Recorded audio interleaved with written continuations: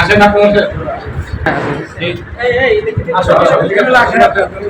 যে পর্যন্ত সরকারিভাবে এখানে বরাদ্দ না আসবে সে পর্যন্ত আমি আমার ব্যক্তিগত তহবিল থেকে এটি চালিয়ে যাব এবং এখানে একটি ডাক্তার এবং দুজন নার্স থাকবে 24 ঘন্টার জন্য, সেই ব্যবস্থাও আমি করে দেব।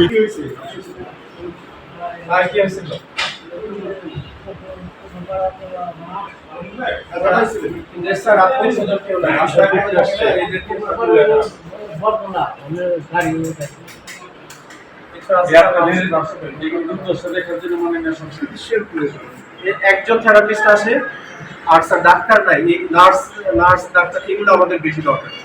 এখন স্যার আমরা তো 4-5 দিন হয় বা 10-12 দিন হয় ইতিমধ্যে সমাজসেবা অফিসারকে বলেছি আপনি তাদের নিয়োগ দেন, তাদের পেছনে যত খরচ লাগে আমি সব দিয়ে দিব।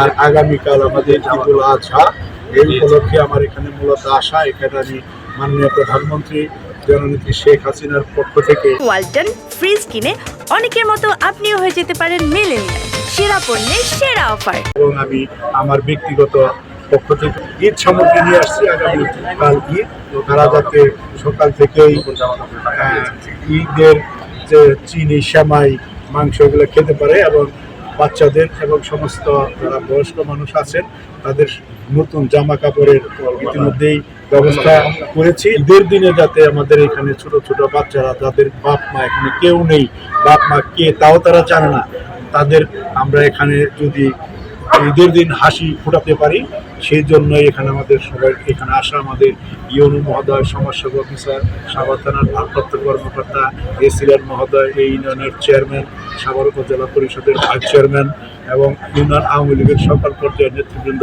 আমরা সকলে এখানে উপস্থিত হয়েছি তাদের সুখ দুঃখ ভাগাভাগি করে নেওয়ার জন্য।